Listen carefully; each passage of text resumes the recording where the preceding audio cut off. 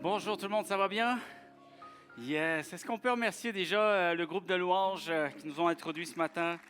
Merci. Merci énormément. C'est de la préparation, c'est des temps de pratique, c'est des temps où est-ce qu'on se prépare spirituellement. Alors, j'aimerais qu'on puisse vraiment toujours considérer avec une grande gratitude tout ce que tout le monde fait pour faire en sorte que nos dimanches matins soient des réunions les plus inspirantes. Il y a du monde aussi qui travaille auprès des juniors, avec les ados, montage, démontage, on arrive très tôt aussi. Il y a toutes sortes de sections qu'on doit préparer et j'aimerais qu'on puisse vraiment offrir une ovation de gratitude à tous ceux et celles qui font en sorte que nos réunions sont inspirantes. Merci beaucoup. Grande joie pour moi ce matin de pouvoir continuer cette série qui s'intitule Les soupirs de mon âme. Et ce matin, j'avais vraiment à cœur, en fait, c'était quelque chose qu'on devait parler lorsqu'on parle de soupirer après Dieu.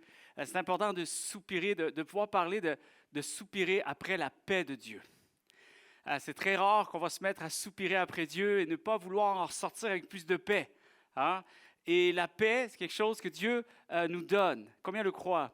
La Bible vient avec des promesses. La Bible dit, hein, je vous donnerai ma paix, pas n'importe quelle paix, la paix de Dieu. Alors là, c'est une autre dimension, c'est une autre section, c'est quelque chose d'absolument extraordinaire. Mais la paix, elle est aussi à saisir avec des paramètres. C'est à saisir avec des paramètres. Vous savez, la paix de Dieu, elle va se concrétiser. Si réellement on se voit vraiment avoir besoin de plus de paix, par rapport à Dieu, il faut déjà savoir un peu, les Écritures nous enseignent quelque chose de spécifique. Il faut déjà savoir comment Dieu va s'y prendre pour nous procurer cette paix. Et la paix, elle vient aussi avec une certaine disposition de foi. Enfin, tout ce qu'on reçoit de Dieu va nécessiter qu'on ait foi en lui, va nécessiter une disposition de foi, de cœur. Et donc, quand on se dispose, ça veut dire qu'on est conscient aussi de ce que Dieu se prépare à faire dans nos vies. Et donc, ce n'est pas seulement de vivre un temps dans la présence de Dieu, seul à seul, one-one, le lieu secret, on sort puis on oublie tout ce qui a été échangé avec Dieu. Si Dieu nous fait vivre quelque chose dans le lieu secret, c'est pour en faire bénéficier la suite de notre vie. C'est pour mieux vivre. C'est pour être capable de pouvoir mieux fonctionner, mieux traverser les circonstances qui sont les nôtres en ce moment. Et parfois, souvent, on va se le dire, soyons honnêtes, on soupire après la paix de Dieu parce que peut-être nous traversons des circonstances qui alourdissent un peu notre chemin et qui enlèvent une forme de paix, finalement, qui nous volent la joie, qui nous volent la paix, qui nous volent la foi. Et donc, il y a cet aspect d'inquiétude, d'angoisse, d'incertitude, d'incompréhension qui fragilise notre être intérieur. Puis malheureusement aussi, ça fragilise notre discours intérieur. Et finalement, on se met à perdre un peu le focus et on a besoin de se recentrer sur Jésus-Christ. Et c'est là que nos temps sont précieux avec Dieu et qu'on sent le besoin. Aujourd'hui, à l'ordre du jour, dans mes temps de prière, ça va être de prier et de soupirer après la paix de Dieu. Et ce message, c'est pour vous donner un peu des clés pour comprendre comment vivre avec sagesse. Parce que, les amis, des fois, on ne réalise pas que de parvenir à expérimenter la paix de Dieu, ça va nécessiter aussi de pouvoir avoir des clés de sagesse. Parce que c'est une question de choix aussi. Avoir paix en Dieu, c'est choisir la paix de Dieu parfois. Et des clés de sagesse, de liberté intérieure et de sérénité malgré les épreuves de la vie. Malgré les épreuves de la vie. En fait, c'est la clé ultime, c'est d'être bien là dans ce que Dieu a pour nous. Et ça, c'est hyper important parce qu'il y a des choses qu'on peut réussir à changer.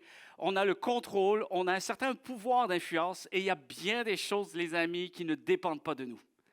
Et ce matin, j'aimerais vraiment que l'on saisisse que c'est la vie. Il y a des choses, il va falloir faire la paix avec ça. C'est la vie. Hier, on est parti faire une activité familiale. On est allé voir un concert symphonique en famille. Le concert, on le voulait tous. Mais là où l'expérience a été assez impressionnante hier, c'est que le concert avait lieu au centre-ville de Montréal. Les amis, aller à Montréal aujourd'hui, c'est toute une expérience. C'est toute une aventure. Et pour quelqu'un comme moi qui a fait des années à travailler, soit sur la Rive-Sud pendant des années, à certains moments, à Montréal, Tout allait bien. Mais là, bizarrement, j'ai dit, mais qu'est-ce qui se passe avec Montréal? On dirait que Montréal a changé. Ils sont tous devenus fous. Qu'est-ce qui se passe? C'est terrible. Je parlais avec des gens ce matin. Pour ceux qui ont fait l'expérience de retourner un peu dernièrement à Montréal, si tu as connu Montréal avant, honnêtement, on n'a pas besoin de se convaincre que quelque chose a changé. C'est fou, malade. C'est le délire total. Et sincèrement, on roulait, tu ne sais plus ce que tu as le droit de faire, ce que tu n'as pas le droit de faire. Tu ne sais plus comment tu dois déchiffrer les panneaux de signalisation. Tu cherches une place, puis il faut que tu aies un triple doctorat d'intelligence surdimensionnelle pour savoir si tu peux stationner ici ou pas. C'est incroyable. Tu es là, puis finalement, non, la phrase en haut dit qu'on peut, mais celle d'en dessous, pas sûr. Celle après nous dit non, mais celle à la fin nous dit finalement on peut. Qu'est-ce qu'on fait? Je capotais. Tu passes dans une ruelle, puis c'est comme tu es obligé de rouler à 2 à l'heure. Parce que tu ne sais pas s'il y a de la place. Il faut dire, on y va, on n'y va pas, on y va, on n'y va pas. Puis là, tu as la voiture derrière. 36 000 klaxons. Tu as des gens qui te crient. Tu en as un qui crie après un piéton. Tu as un autre qui crie après un autre. Tu as un autre qui crie, tu ne sais pas après qui. Bref. C'est comme... Et on a dû se séparer. J'ai laissé certaines personnes aller au concert. On les a laissés devant parce que l'on ne trouvait pas de place. C'était trop stressant. Et ma fille, Gilliane, la plus grande, elle est restée avec moi. Puis elle était... C'est la meilleure personne, très calme. Non, papa, tu sais, la voix douce et tout, ça prend ça, ça prend un minimum de paix au milieu du tumulte, OK? Et quand on arrive au concert symphonique, c'est « Bonjour les amis ». L'animateur, avant qu'il nous fasse rentrer le placier, « Alors, il ne faut pas te faire de bruit. » Moi, j'arrive, je suis comme ça. Tu sais, il ne faut pas faire de bruit, on va attendre que la musique se termine et tout. Je peux aller aux toilettes? Oui, vous pouvez aller aux toilettes. En bas. C'est quoi cette histoire? C'est en l'espace de quelques secondes, tu atterris dans un autre monde. Et j'ai voulu prendre cette analogie, ça tombait bien. J'avais déjà le message, puis je me dis, c'est comme ça un peu. À un moment donné, c'est trop intense. Et il faut que j'aille entendre la douce voix de Dieu. La douce voix de Dieu. Ça va bien. Tu sais, bonjour les amis. Sentir qu'on est ami de quelqu'un. Jusque-là, j'étais l'ennemi de tout le monde. Mais là, tu es l'ami de l'être le plus précieux qui existe dans le monde entier, l'univers entier, pour toute l'histoire de l'humanité, me dit, ça va bien, mon ami, ça va bien aller, on va passer une bonne soirée. Et ça a apaisé. Après, tu retournes. Et quand on est ressorti, c'est reparti. Tu perds ta joie, tu perds ta paix, et tu as besoin de retourner à la présence de Jésus pour réentendre cette douce voix qui procure cette paix. Et parfois, c'est tellement intense que ce n'est pas seulement de dire « j'aspire à de la paix », c'est plus que ça, « je soupire ». C'est un besoin, c'est une nécessité. Je soupire après la paix de Dieu. Et parfois, on a ces questions par rapport au bagage de la vie, au parcours de la vie. Est-ce que c'est fini pour moi? Souvent, il y a des questions comme ça qui nous hantent, hein, bizarrement. Et des fois, on se sent le super-héros. On sent que tout va nous réussir. Et il y a parfois des moments où on se remet tellement en question qu'on n'est même pas sûr s'il y a encore quelque chose de bon pour nous. Quelque chose qu'on peut espérer. Est-ce que Dieu peut encore faire quelque chose avec moi, avec cette situation, avec tout le parcours et le bagage qui a été le mien jusqu'à ce jour? Est-ce que ce n'est pas trop tard? Ça, c'est incroyable.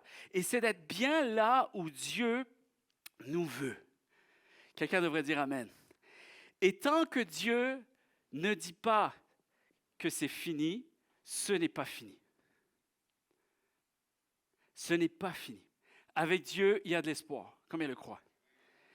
Et tu dois, pour pouvoir saisir cette espérance, cet espoir, il va falloir aussi qu'on dégarnisse un peu les choses, qu'on fasse le point, qu'on reparamètre un peu certaines choses. Il y a un calibrage à faire. Il y a des choses que tu sais que tu peux espérer, mais qu'est-ce qu'on fait lorsque les choses espérées n'arrivent pas? Et qu'il y a certainement une raison derrière, il faut que je réussisse quand même à saisir la paix de Dieu. Alors, il y a de l'espoir, mais tu dois faire la paix avec certaines choses. Et je vous dirais qu'il y a 4 choses avec lesquelles il faut apprendre à dialoguer avec ces choses-là. Ce n'est pas d'en avoir peur, ce n'est pas de fuir, ce n'est pas d'être indifférent ou ce n'est pas d'être toujours dans la réaction, dans l'agitation, puis d'être frustré, puis d'être déçu, puis de se dire « Ah, j'aurais aimé que les choses soient autrement ». On ne peut pas vivre une vie comme ça. C'est trop lourd, c'est trop complexe, c'est trop compliqué. Il va falloir qu'on soit assez responsable et assez courageux de faire face avec certaines choses qui peuvent arriver comme des choses qui peuvent ne pas arriver. Et la première des choses, c'est d'apprendre à faire la paix avec ton parcours. Ça, c'est la première vérité ce matin que j'aimerais qu'on puisse s'entretenir avec.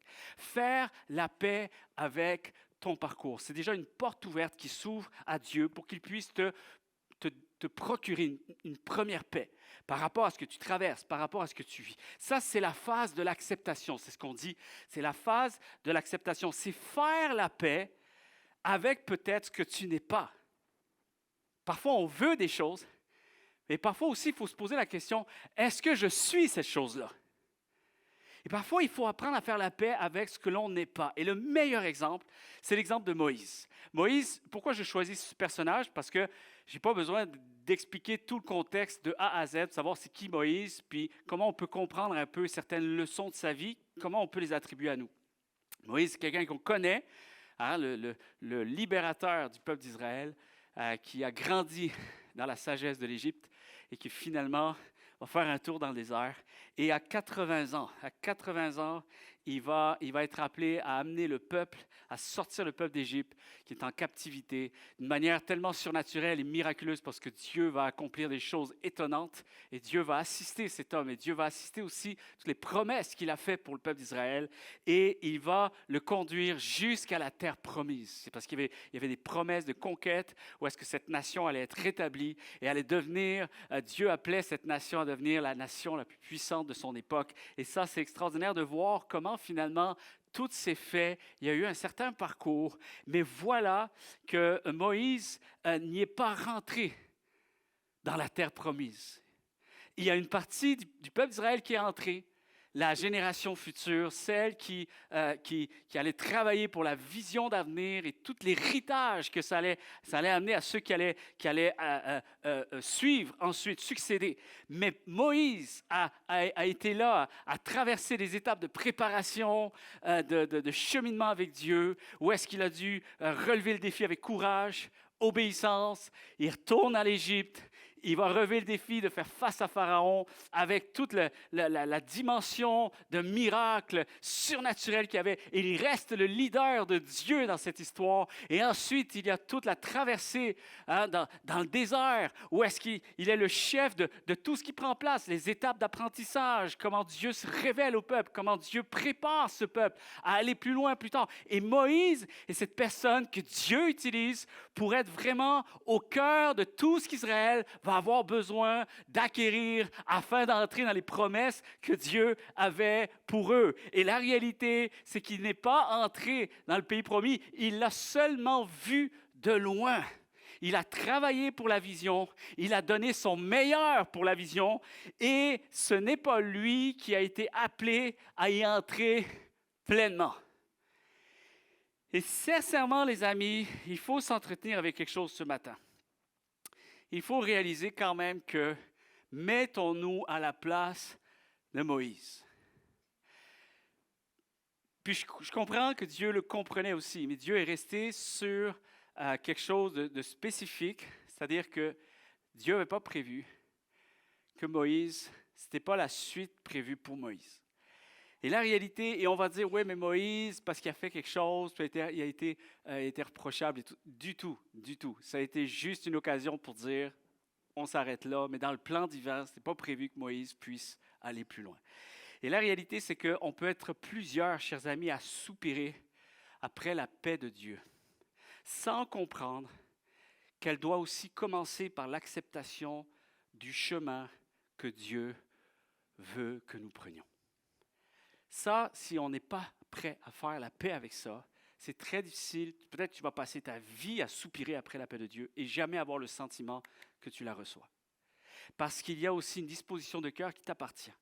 Et il y a aussi de voir comment Dieu a fonctionné avec celles qui nous ont précédés avant et que c'est la même chose. La foi reste la même pour tout le monde. Et tant qu'on lutte contre la saison dans laquelle on se trouve, ça se peut, les amis, qu'on soit continuellement, on reste continuellement en tension intérieure.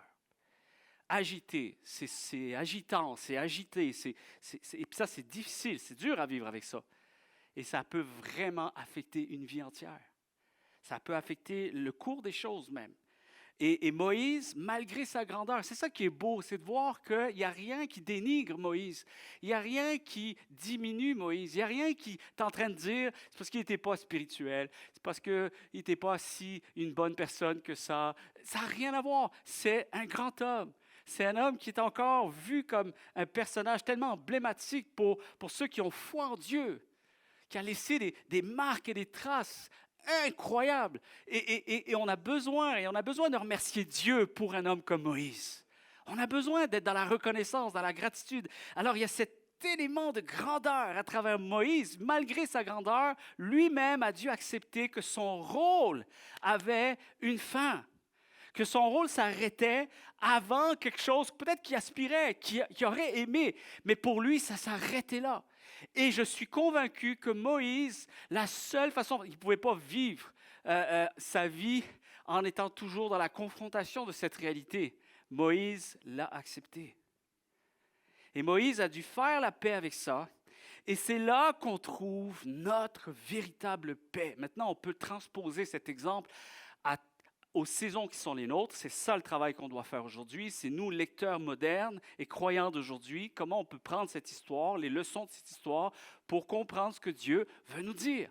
Dans bien des aspects qui sont les nôtres, qui ne parlent peut-être pas aussi richement à d'autres personnes, mais à moi, ça me parle parce que je sais que ça me concerne. Je sais que Dieu met le point sur quelque chose en ce moment et je sais quand est-ce que Dieu me parle. Et c'est important de comprendre que c'est là qu'on trouve notre véritable paix, celle d'être à sa juste place dans le plan de Dieu. Et il y a un appel à faire la paix avec ça. Vous savez, des fois, là, c'est important parce que Moïse avait fait déjà un parcours extraordinaire. Et puis, c'est important de ne pas être toujours dans l'agitation à vouloir être celle ou celui que tout le monde suivra. Et on est fort aujourd'hui dans le contexte d'aujourd'hui avec tout ce qui est l'imagerie, le visuel, l'exposition, les réseaux sociaux, avoir la plus grande cote d'influence, essayer d'avoir le plus d'abonnés possible, le plus de j'aime. Hein, on veut être applaudi par tout le monde, on veut être dans les meilleures sphères d'influence. Hein, et c'est important. Moi, je vous dis sincèrement, plus il y a cette pression, ça devient presque parfois une oppression. Hein, il y a une pression qui peut devenir une oppression si on reste agité continuellement et qu'on ne sache pas faire un certain calibrage avec Dieu de ces choses-là. Et c'est important de se garder une ouverture parce que peut-être on est appelé à avoir aussi, ce qui n'est pas mauvais, moi je trouve que c'est rafraîchissant, d'avoir un autre genre de rôle et pas essayer d'avoir le même rôle que tous les autres.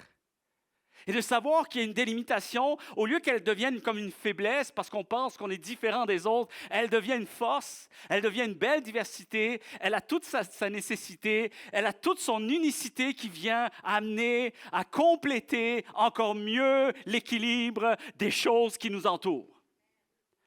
Et ça, c'est signe de maturité, chers amis. Ça, là, on se parle. Là, on parle de quelque chose. Là, tu remets les outils entre les mains de Dieu pour qu'il puisse vraiment faire un bon travail avec toi. Là, tu fais honneur au travail de Dieu dans ta vie. Parce que tu comprends aussi que tu te disposes à laisser Dieu faire une œuvre remarquable. Elle ne sera peut-être pas aussi remarquable pour les autres, mais elle le sera pour toi parce qu'elle va générer une véritable paix, parce que tu seras très convaincu que tu es à ta juste place. Et c'est tellement extraordinaire lorsqu'on entre dans cette dimension de vie, chers amis. Autant lorsqu'on est jeune, autant lorsqu'on est en pleine effervescence de nos accomplissements de vie, comme autant aussi on sent que la vie, elle a passé un petit peu, il y a un parcours, on est un petit peu plus fatigué, un petit peu plus usé, hein, qu'on est plus fébrile, on est plus fragile. La paix de Dieu, chers amis. La paix de Dieu. Et se garder une ouverture, c'est tellement important. Et c'est pas mauvais d'être différent. Hein? Parce que tu peux être différent, mais tout aussi important. Ça, c'est important aussi. Hein? Tu peux être la personne, justement, qui apporte une atmosphère différente. On va chanter un chant, on va le chanter tantôt, qui dit « L'atmosphère change ». Hein? Lorsqu'on se met à avoir foi en Dieu et à reconnaître ce que Dieu fait avec nous, l'atmosphère change. Qui apporte une atmosphère différente. Ça peut être aussi comme à l'image de Jean-Baptiste, une voix dans le désert, correct, dans le désert, mais une foule allait l'écouter. Et ce qui était assez intéressant avec Jean-Baptiste, c'est que pas le gars qui va se monter une armée. Dans le désert, tu y vas que quand tu as besoin de soupirer après quelque chose. À l'époque, aller dans le désert, ça prenait un niveau de risque. Il fallait se préparer un minimum. Et si tu y allais, c'est parce que tu étais vraiment en besoin d'entendre exactement ce message-là. Pas le message de tous les autres, ce message-là. Cette voix qui résonne uniquement dans le désert. Celle qui va être importante pour toi et toi seul. Avec des choix, avec une responsabilisation de ce que toi, tu es appelé à vivre devant Dieu. Et ce qui est beau, c'est que ces gens viennent, et Jean-Baptiste devait aussi accepter que les gens repartaient. Tu ne restes pas dans le désert. Et Jean-Baptiste a dû accepter que c'était son appel. Moi, je suis une voix dans le désert. Alors, ce qui veut dire qu'il y a des gens qui vont venir m'entendre à des moments spécifiques de leur vie. Peut-être que ce n'est que la seule influence que je vais avoir à des moments spécifiques dans leur vie, mais qui fera toute une différence.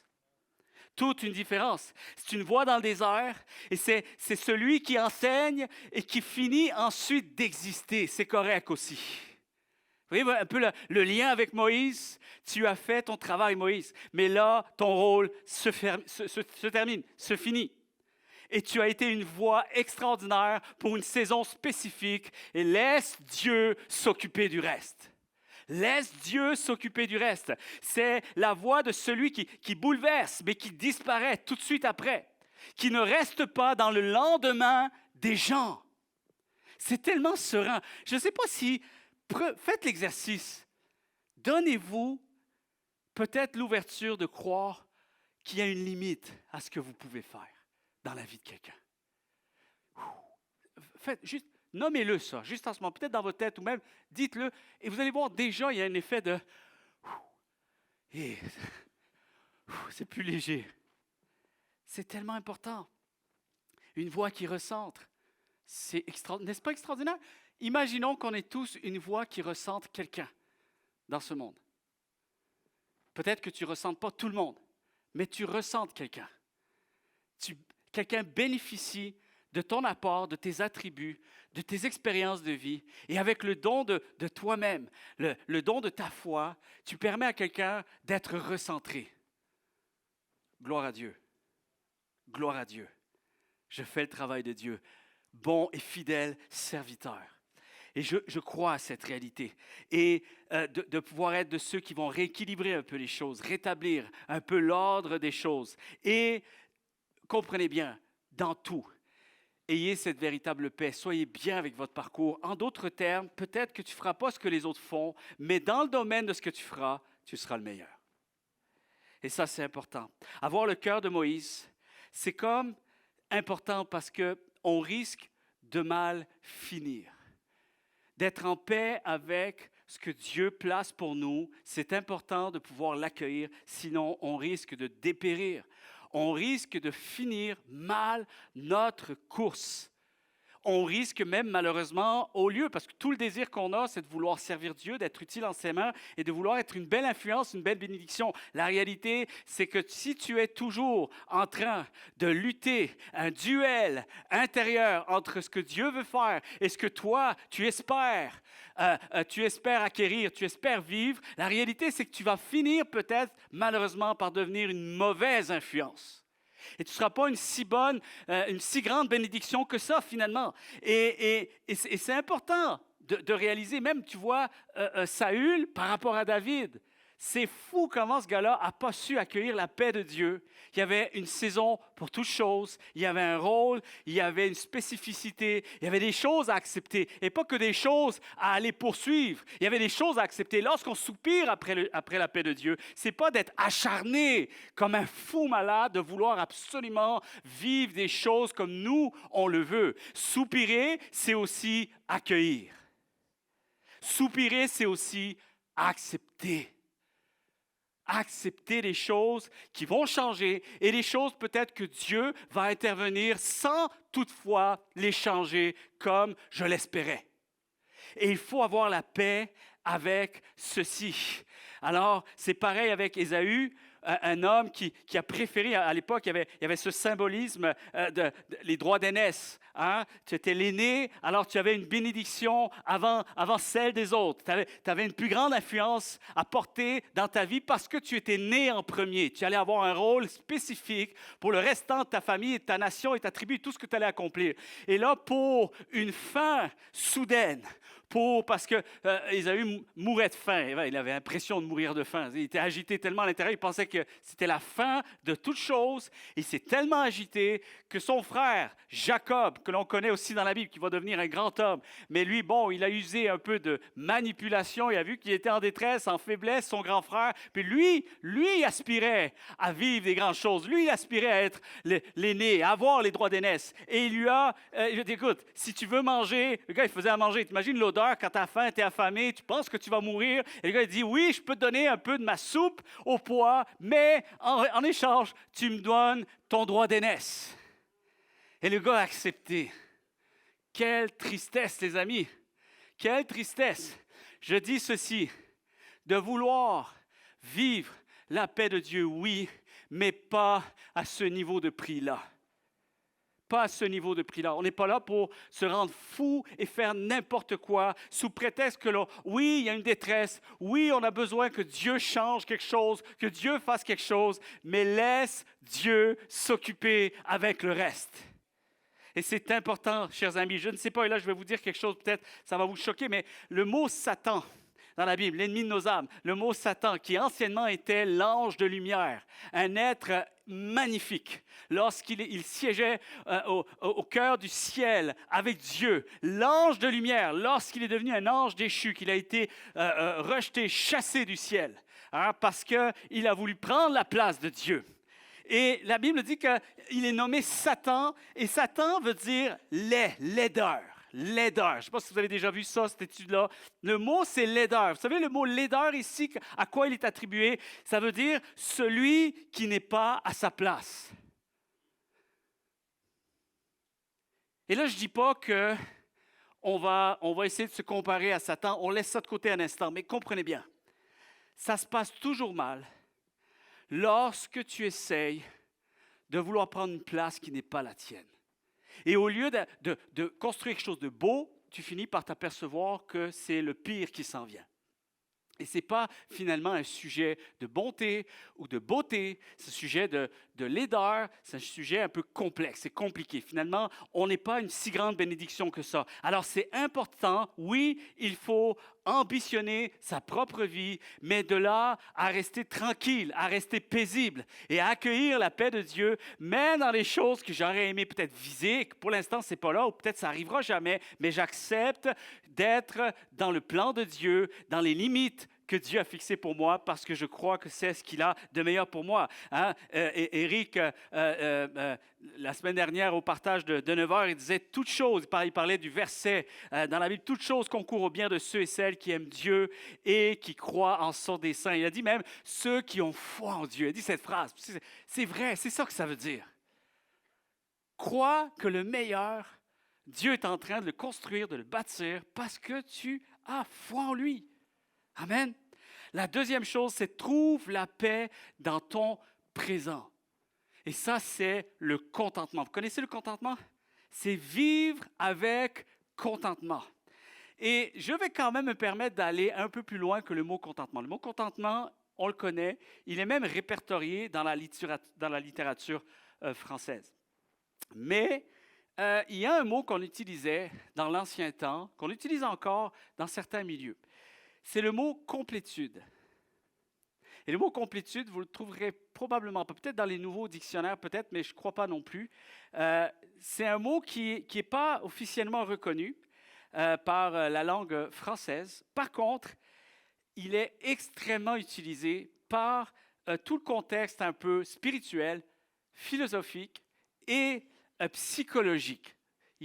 Quand on parle de complétude, on rejoint 3 aspects, la spiritualité, la philosophie et la psychologie. Maintenant, restez avec moi, peut-être là, je vous ai perdu un petit peu, mais restez avec moi. La complétude, écoute bien, pour voir un peu la comparaison avec le contentement, c'est Paul qui va parler du contentement en passant, que l'on va retrouver dans Philippiens, chapitre 4, verset 11. Pas tout de suite, mais je veux parler de la complétude. La complétude, c'est l'état d'être complet. C'est un état d'être complet. On se sent complet. On se sent être en paix avec soi-même, sans dépendre d'une validation extérieure. Est-ce que vous êtes là? Sans dépendre d'une validation extérieure et sans dépendre de qui que ce soit ou de quoi que ce soit pour se sentir entier. Et quand Paul il dit dans Colossiens chapitre 2, verset 10, il dit « Comprenez bien maintenant en Jésus-Christ, vous avez... » Et ce n'est pas nécessairement d'office parce qu'il va falloir se disposer à le recevoir. Il va falloir qu'on ait foi en ça. Mais c'est notre héritage, c'est notre potentiel et on peut le vivre. Il dit, vous avez tout pleinement en Christ. Vous avez tout pleinement en Christ. Et ça, c'est important parce qu'on est beaucoup encore, malheureusement, fragilisé par les validations extérieures. Allez, soyons honnêtes ce matin. La complétude, ça s'apparente au contentement. Pourquoi? Parce que vivre dans la plénitude de qui on est, c'est important de le vivre et qui ne dépend pas de ce qui nous manque encore. Et nous manquer des choses, malheureusement, j'espère que je ne pète pas une si grosse balloune ce matin, mais manquer des choses, ça va faire partie du bagage de la vie jusqu'à notre dernier souffle. OK, je l'ai dit. Je l'ai dit, ça y est, ça faisait peur. Tu sais, quand tu vas te faire vacciner, là, jusqu'à temps que l'aiguille rentre, je l'ai dit. Jusqu'à ton dernier souffle, tu vas sentir des manques. Tu vas savoir que ton parcours, oui, aurait pu être meilleur, pourrait toujours être amélioré. On a encore du travail. C'est pour ça que Paul dit travaillez à votre salut. Pas qu'on ait peur de perdre quelque chose avec Jésus-Christ, mais on doit continuellement avancer, focusser, visualiser, évoluer, veiller, persévérer, préserver et aspirer toujours à plus parce que nous sommes des êtres incomplets sans Christ. Amen. Et vivre dans la plénitude de qui on est, même avec ses manques, c'est être complet sans être complet. C'est être complet sans être complet. Ne plus chercher dans les autres ou dans les événements, des circonstances extérieures, ce qui ne peut venir que de l'intérieur lorsque nous laissons la paix de Dieu venir nous rencontrer. Amen. Alors, c'est d'être en paix avec mon propre accomplissement. Et je n'ai pas à le justifier à qui que ce soit. Je fais de mon mieux, je fais ce que je peux. Et je sais que j'ai d'innombrables promesses de Dieu pour savoir avec quel genre de promesses je vais devoir me relever aujourd'hui. Quel genre de promesses j'ai besoin d'alimenter dans mon âme aujourd'hui en fonction de ma saison, de ma leçon du jour, de mes préoccupations, de mes prières, de ce qui me concerne aujourd'hui, de mes luttes, de mes joies, de ce que je célèbre, mais de ce que je soupire encore. Et ça se joue entre Dieu et moi. Et je deviens la plus belle bénédiction avec ça. Je deviens mon plus beau rayonnement avec ça parce que je vis dans l'authenticité de ma foi et je permets à quelqu'un de pouvoir s'identifier parce que je sais que dans ce jeu-là, on est tous dans le même bateau. Et le contentement que Paul va parler dans le Philippiens chapitre 4, verset 11, ça dit « J'ai appris à être content ». Vous savez, contentement, c'est content. C'est être content dans l'état où je me trouve. Oh, voyez-vous, il n'a pas dit « je suis content parce que tout est parfait ». Non, il dit « j'ai appris à être content dans l'état où je me trouve ». Et on sait que lui, les conditions de vie, juste 1/10 de ce qu'il vit, je pense qu'on serait dans une galère de fou aujourd'hui. Okay? Et la réalité là-dedans, c'est cet être intérieur de paix et de confiance. Parce que la foi, hein, ça vient, la paix doit accueillir aussi la foi en Dieu, hein, même quand tout n'est pas parfait. C'est aujourd'hui que c'est imparfait. C'est mon présent qui est imparfait. Et parfois, c'est imparfait. Tu sais, tantôt, je parlais d'aspirer à quelque chose peut-être qu'on n'est pas, et donc d'accueillir déjà les limitations de Dieu, les voies de Dieu, mais aussi, dans ce que Dieu a pour nous, de juste s'apercevoir qu'il y a peut-être des choses encore qui sont bien imparfaites aujourd'hui, mais j'apprends à être content avec l'état dans lequel je me trouve. C'est être reconnaissant de ce qu'on a sans se laisser dominer par ce qui manque encore, par l'agitation de mon quotidien, par peut-être les déceptions de mon quotidien, les découragements. On peut être découragé parfois, mais on continue à rester focus sur le fait que sa paix ne dépend pas d'une validation au présent. Amen.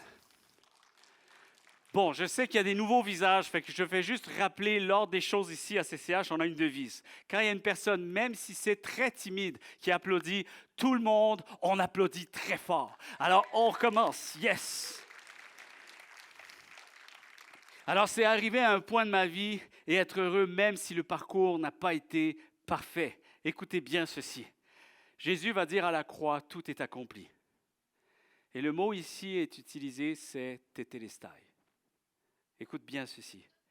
Quand Paul va arriver à la fin de sa vie, à la fin de son parcours, il va dire, j'ai achevé ma course. Le parcours de Paul n'était pas celui de Jésus. Jésus est resté parfait, sans péché. Paul, loin de là. Et ce qui est merveilleux, c'est que lorsque Paul dit « j'ai achevé ma course », le mot qu'il utilise, c'est « tétélestai ». Le même mot que Jésus va utiliser sur la croix, il l'utilise. Qu'est-ce que ça veut dire? J'ai accompli ma tâche. Je suis resté là où je crois que je devais rester. J'ai fait de mon mieux. Attention, je vais aller plus loin. J'ai achevé ma course. Ma course. Je n'ai pas essayé de courir la course des autres. J'ai couru la mienne. Écoute bien, j'ai formé chaque homme que j'avais à former du mieux que je pouvais. J'ai fait ce travail-là du mieux que je pouvais. Et Paul, c'est comme s'il disait, j'ai laissé le tétélestai de Jésus faire le reste. Le tout accompli de Jésus, Dieu sait quoi en faire. Amen. J'ai prêché les messages que Dieu avait mis sur mon cœur. Les saisons, les sujets, les préoccupations, ce que je crois qu'il fallait que j'adresse à des moments spécifiques, ça c'était dans mon cœur. Et je ne pouvais pas faire fi d'autres choses, sous prétexte que d'autres prêchaient d'autres choses. Je ne pouvais pas me laisser influencer, faire d'autres choses. C'était les messages qui résonnaient le plus fort en moi et j'étais fidèle à ce que mon cœur possédait. J'ai écrit toutes les épîtres que je pensais devoir écrire. Et même parfois dans des circonstances tellement difficiles que n'importe qui aurait dit, ah, tu sais quoi, je vais me lâcher lousse un peu, je vais me reposer. Hey, mes conditions là, c'est assez. Non, j'ai fait ce que j'ai pu. Même là, j'ai fait ce que j'ai pu. Je ne suis pas le meilleur des hommes. C'est comme s'il disait ça, comprenez bien, c'est tellement riche lorsqu'on se met à étudier les Écritures. Je ne suis peut-être pas le meilleur des hommes, mais j'ai persévéré du mieux que j'ai pu. J'ai persévéré du mieux que j'ai pu. J'ai travaillé à changer mon monde et je n'ai pas cherché à changer le monde entier. La beauté, c'est que Paul n'avait aucune idée que quand il écrivait, lui, il écrivait à 30 personnes. À la plupart des églises, ce n'était pas plus que 60 personnes. Il écrivait à 30, à 50 personnes. Probablement, ça pouvait faire office d'une famille. Je donne des nouvelles à ma famille. 30, 50 personnes avec aucune espèce d'idée qu'il était en train d'écrire au monde entier. Et la réalité, c'est que si Paul s'était agité à dire « Non, moi là, je ne veux pas me contenter à parler, à écrire seulement à 30-50 personnes. Là. Non, moi, j'attends de pouvoir écrire au monde entier. » La réalité, c'est qu'on n'aurait jamais connu les écrits de Paul s'il avait fonctionné comme ça. Il a accepté les limites qui étaient les siennes. Il a accepté le parcours qui était le sien. Il a fait taire un peu des ambitions qui allaient au-delà de ce que Dieu avait prévu pour lui. Et parce qu'il a été fidèle dans les petites choses, dans les choses toutes simples que Dieu lui demandait de faire, qu'il avait la capacité de faire du mieux qu'il pouvait, voici que ses écrits maintenant vont sortir plus loin que 30, 50 personnes, plus loin qu'une prison, plus loin que sa région et touchent encore aujourd'hui le monde entier. Quelqu'un devrait dire Amen. Vous êtes la lumière du monde. Une ville située sur une montagne ne peut être cachée. Que votre lumière luise devant les hommes afin qu'ils voient vos bonnes œuvres et qu'ils ignorent votre Père qui est dans les cieux. Écoutez bien ceci. Jésus ne dit pas « sauver le monde entier ». Jésus ne dit pas ça. Jésus dit « soyez une lumière là où vous êtes ». Une lumière n'éclaire pas le monde entier. Une lumière n'éclaire pas tout le monde, mais elle éclaire ce qui est autour d'elle. C'est un appel à influencer ton entourage, ton milieu qui est le tien, ton monde à toi, et Dieu se charge du reste. Et si tout le monde se met à être une lumière, chacun dans nos entourages, dans notre monde, dans nos sphères d'influence, dans nos familles, dans nos foyers, dans nos quartiers, je peux vous assurer que le monde se portera de mieux en mieux en Jésus-Christ. Que chacun marche selon la part que le Seigneur lui a faite, selon l'appel qu'il a reçu de Dieu. 1 Corinthiens chapitre 7, verset 17. Alors c'est là que Paul rappelle que chacun a un appel personnel, lié à sa situation. Vous pouvez dire Amen quand vous voulez, ça ne me dérange pas du tout. Un appel personnel lié à sa propre saison.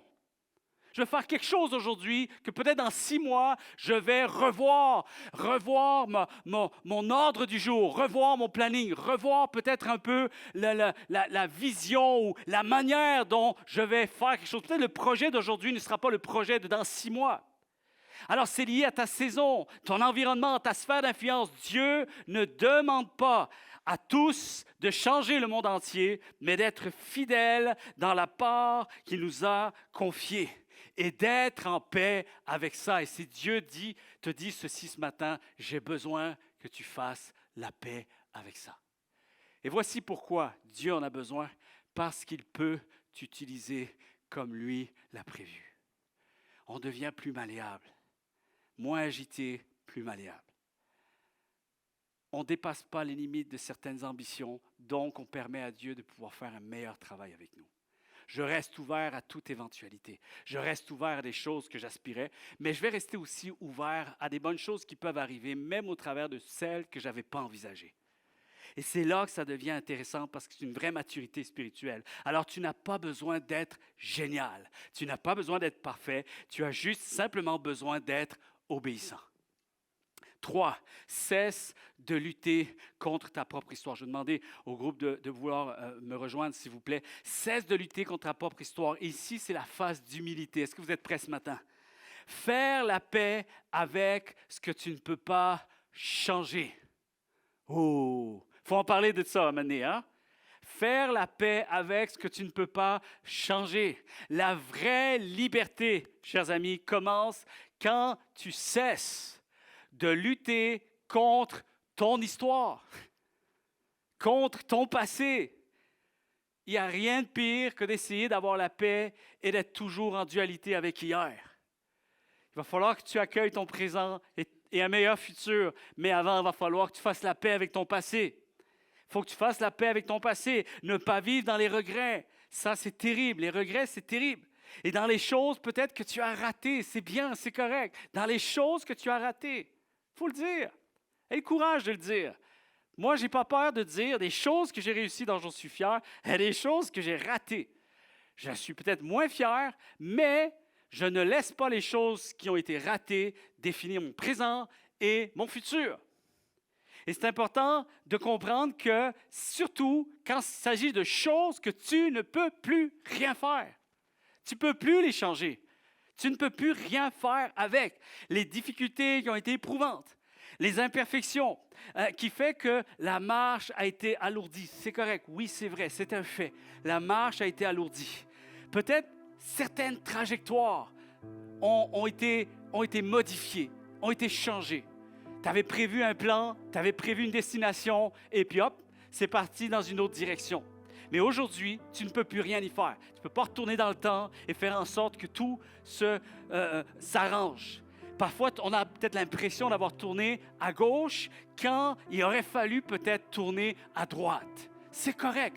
Nomme-le, mais accepte, fais la paix avec ça. Tu ne peux pas retourner en arrière, tu ne peux plus rien changer. Fais la paix avec ça. Tu ne peux pas marcher vers la paix si tu restes attaché à tes regrets. Accepte ce que tu ne peux plus changer et reçois aujourd'hui cette paix qui vient après la tempête. Amen. Il y a une paix qui vient après la tempête. Et en général, on a besoin de la paix parce que ça a été tumultueux, parce que ça a brassé, parce qu'il y a eu une forme d'ouragan dans ma vie. Alors j'accepte aujourd'hui cette paix que Dieu m'invite à recevoir après la tempête. Et parfois, on se sent illégitime de recevoir la paix parce qu'on se dit, mais bien fait pour moi, j'ai semé les tempêtes. J'ai traversé les tempêtes. Alors, comment je peux penser pouvoir demander à Dieu, Seigneur, ta paix? J'ai semé des conflits. J'ai semé de la difficulté, j'ai semé de l'indifférence, j'ai semé de l'irresponsabilité. Comment, Seigneur, je peux aspirer à la paix? Mais n'est-ce pas véritablement ce vrai sens, ce véritable sens du mot? Tu as besoin de la paix, pourquoi? Parce que tu te sens perdu, parce que tu sens que tu n'as pas été à la hauteur. Parce que c'est là que vient le point de rupture, où enfin, tu te poses un instant, tu fléchis tes genoux, tu arrêtes de faire à croire que tu es le meilleur des mondes et que finalement, tu n'as besoin de personne. C'est là que tu soupires après la paix de Dieu. Seigneur, viens me donner ta paix parce que je viens de traverser les tempêtes. Je demande cette paix qui vient après la tempête. Et là, reçois-la aujourd'hui, cette paix qui vient après la tempête. Apprends à aimer l'histoire qui t'a façonné, ton histoire. Ce que tu es aujourd'hui, c'est ce que tu as vécu hier. Et apprends à l'accueillir. Je sais qu'il y a des gens ici, vous le recevez en ce moment. Et je sais tellement comment on peut se sentir. Mais je sais qu'il y a de grands espoirs en Jésus-Christ. Je peux vous nommer, dans l'image, j'ai des images en ce moment, des moments précieux que j'ai vécu avec Dieu, seul à seul, personne ne sait. Cette paix qui vient après les tempêtes et qui te réhabilite. Et Dieu dit, hey, je suis plus grand que ça. Tous tes jours étaient déjà comptés devant mes yeux. Je suis plus grand que ça. Alors cesse d'être rongé par le regret. Cesse d'être angoissé, cesse d'être inquiet, cesse de marcher avec un esprit abattu et ne laisse pas une porte ouverte à sombrer spirituellement. Relève-toi, relève-toi, relève-toi. Vous savez, des fois, on prend de meilleures décisions. Vous savez pourquoi? Parce qu'on en a pris des mauvaises. Alors sache que peut-être qu'aujourd'hui, tu as le souffle de vie en toi, tu es en vie. Alors tu as tout le potentiel de pouvoir être une grande bénédiction parce que tu as survécu à des tempêtes hier. Et si Dieu te prête encore vie aujourd'hui, fais-lui honneur.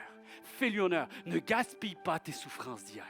Ne les gaspille pas, d'autant plus que tu les as vécues. Alors arrange-toi pour qu'elles servent à quelque chose. Arrange-toi pour en devenir ton plus beau témoignage. Tes plus belles bénédictions. Arrange-toi pour prêcher Jésus-Christ avec un feu comme jamais tu n'as eu auparavant. Arrange-toi pour que Dieu s'en glorifie. Et montre que la paix de Dieu, oui, peut venir après une pire tempête dans la vie. La paix de Dieu. Et je serai ce témoignage. Amen. Je serai ce témoignage. Faire la paix avec tes échecs, tes imperfections, ce qui t'a causé du tort, ce qui a causé du tort à d'autres peut-être aussi. Ce qui t'a fait souffrir et ce qui a fait souffrir d'autres.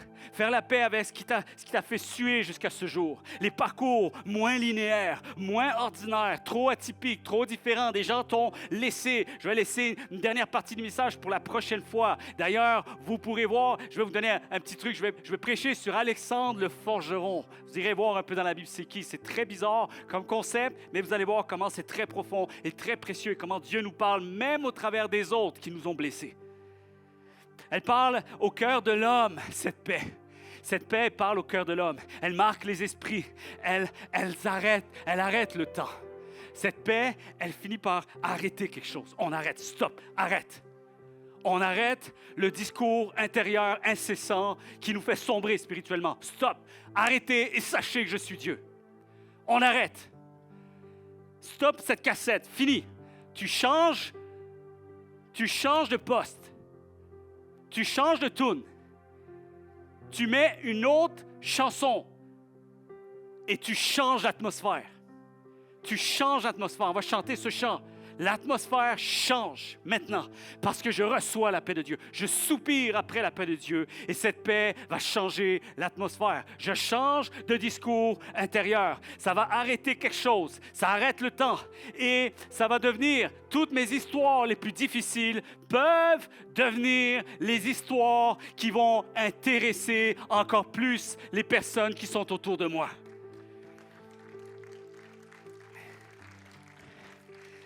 Des histoires qui peuvent sonner très fort, chers amis. Ça peut devenir une voix puissante. Reçois-le maintenant. Est-ce qu'on peut se lever tous ensemble? Et je vais demander par un geste de foi ce matin. Est-ce qu'on peut se lever? Ce message est pour toi ce matin. Et que je dis ici dans ce lieu que tes histoires, que tes tempêtes, que tout ce qui t'a précédé ont le pouvoir maintenant de devenir une voix puissante, une voix de Dieu puissante. Si ce message est le tien et que tu veux répondre et dire « Seigneur, j'invite ta paix et je te laisse entrer dans mon cœur avec cette spécificité. » Si c'est toi ce matin, lève la main très haut ici dans ce lieu. Et garde cette main un instant, je vais prier pour toi maintenant. Lève la main. Alléluia. Seigneur, tu fais une œuvre ce matin. Ou est-ce que seul ton Saint-Esprit a le pouvoir d'agir comme aucun homme ne peut le faire? Seigneur, tu vois ces mains maintenant levées en signe de foi et de confiance, d'humilité, parce que c'est de reconnaître aussi, Seigneur, que j'ai fauté. J'ai peut-être aussi des scrupules dans mon âme. Mais Seigneur, ce matin, je reçois la paix de Dieu qui vient aussi avec cette grâce qui me pardonne. Reçois le pardon de Dieu ce matin. Ton cœur est sincère, tu fais appel à sa grâce, alors cette grâce, tu la reçois maintenant, au nom de Jésus-Christ. Et déclare Amen, Amen, déclare Amen. Seigneur, je reçois cette grâce par la foi, Amen. Alléluia, Alléluia, Alléluia. Seigneur, nous voulons te laisser toute la part. Seigneur, tu viens maintenant t'identifier, tu viens maintenant prendre la place. Et tu me donnes cette impression que toutes ces histoires qui ont été écrites dans le passé, elles ont été écrites pour un but bien spécifique et que ton plan était toujours en cours et que tu as toujours l'intention d'en faire quelque chose de majestueux, quelque chose de glorieux. Alors ce matin, je soupire après la paix de Dieu pour tout ça et je te dis merci pour cette œuvre que tu veux continuer à faire en moi et merci pour cette valeur inestimable que tu as pour moi. Dans le précieux nom de Jésus, on a prié.